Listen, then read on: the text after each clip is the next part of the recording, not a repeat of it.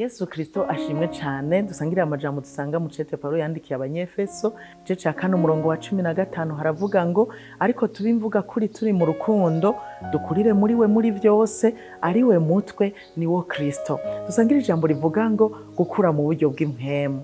Umuvyeyi iyo yibarutse aranezerwa cyane, ariko arushiriza kunezerwa gose iyo abonye umwana agenda arakura. Hariho intambuko rero bicako, hariho ubuyoya, ubwana, ubuyabaga, hanyuma gushika ageze ku muntu akuze gose. Kugira umwana akure neza rero biba bisaba yuko aronka amata akwiriye, hanyuma yagera gufungura agafungura imfungurwa zikwiriye. Umwana yanyoye amata neza agafungura neza arakura neza, izo ntambuka agashobora kugenda zikurikirana, umwana agakura mu buryo bugaragara bw'umubiri, ariko kandi no mu bwenge no mu vyiyumviro umwana agakura.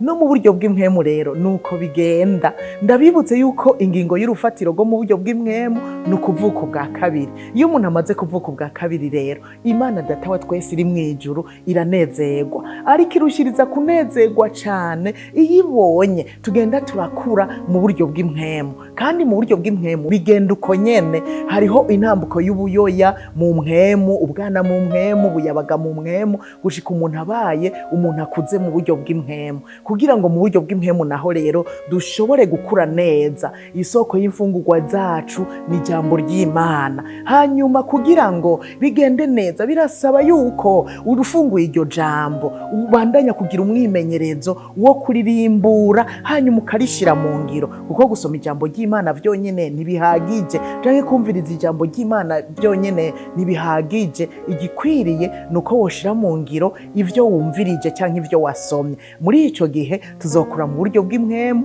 Imana yacu inezerwe. Hanyuma tumaze gukura ikidutuma natwe dushobore kuvyara abandi, nk'uko umuntu iyo yakuze agenda kubaka urugo akavyara akarera abandi bana na wenyene, natwe Imana izodutuma tuvyara abana mu Mpwemu, natwe dushobore kubarera gutyo gutyo tubandanye kwagura ubwami bw'Imana. Nuko rero gira inyota yo gukura mu buryo bw'Impwemu.